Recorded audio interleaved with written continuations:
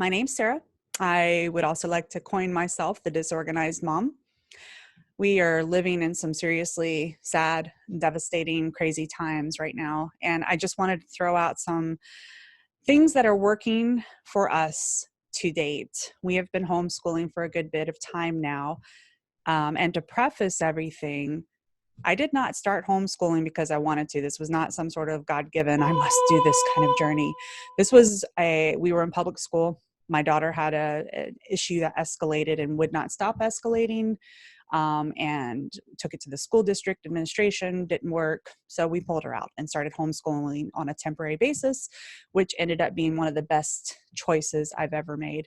But in the sense of being a working mom, even just a few short years ago during our homeschool journey, I was pushing 70 hours a week and exhausted and very little sleep. And I would never recommend anyone to do that if you love your health and wellness and your mental state.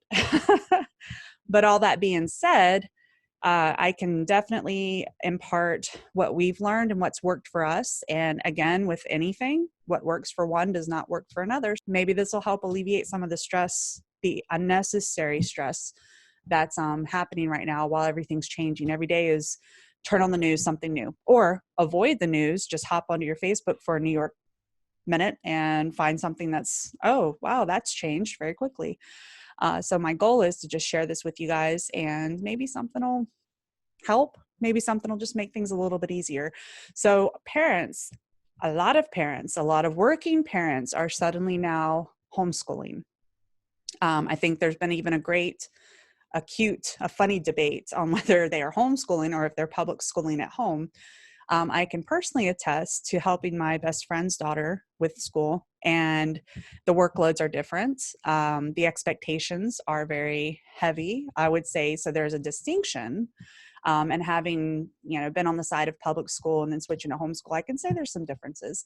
But this isn't to debate the topic. Whatever you want to call it, you're at home and you're doing school, and many of you are still working. So whatever your situation, whether you've been thrust into homeschool, whether you've been tossed into a situation where you are working still, or whether you've had experienced a layoff, whatever the case, it's stressful. And trying to find some balance during this time is really the key right now to handling the external stresses that are popping from all these different directions.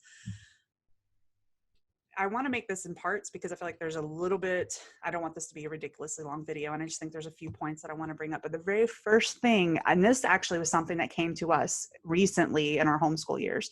We've been doing this for about 8 years, and I will say that in the last 3 years, this concept hit me upside the head and has transformed our lives at home as far as home educating and me working multiple jobs still and trying to make all these plates spin and work.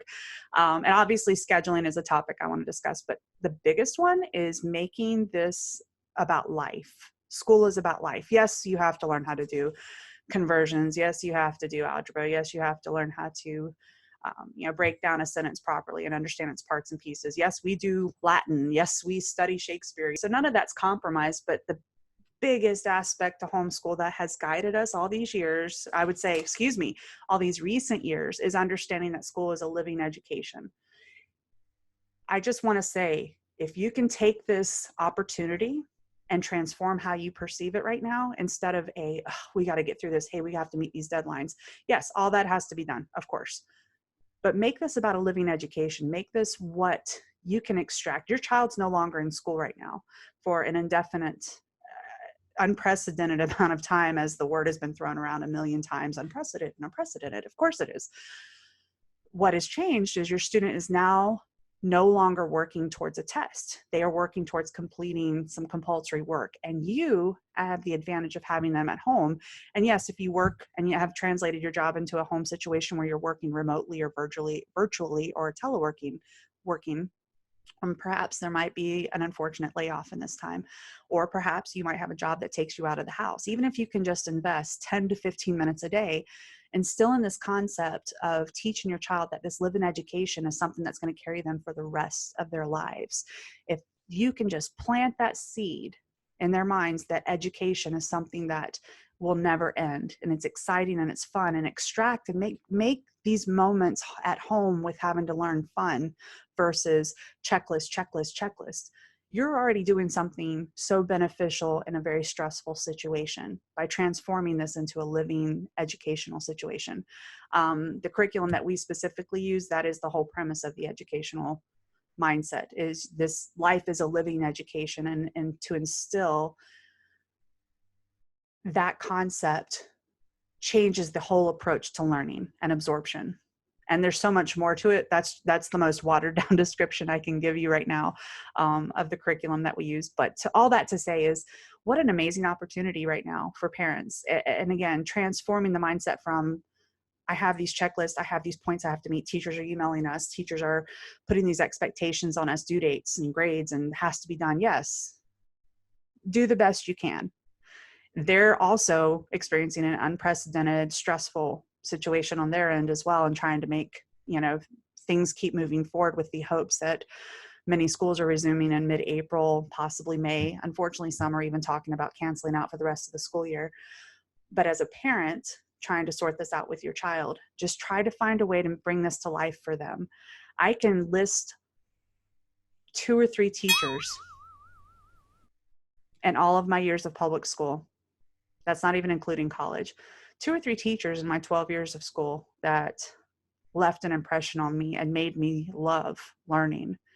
That says a lot. And it's very possible you're teaching a child that has not experienced that teacher in their life yet. And it's very possible they have. But the goal here is to really instill that love for learning. So I just wanted to impart that today. I have a few more thoughts on getting through this crazy time with education. I just feel like there's a lot of opportunities missed when we're stressing.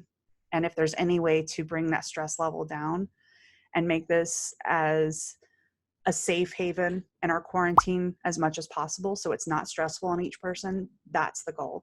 And again, you might not take anything from this and might be like, well, that's a bunch of hogwash, that doesn't apply to me. That's fine. My job's not to change your mind. But if you did get anything from it, great. That was my goal, to impart that. So subscribe, like. I'd love to hear your thoughts. I'd love to see what you're doing at home to make it a fun day. And thank you so much for listening.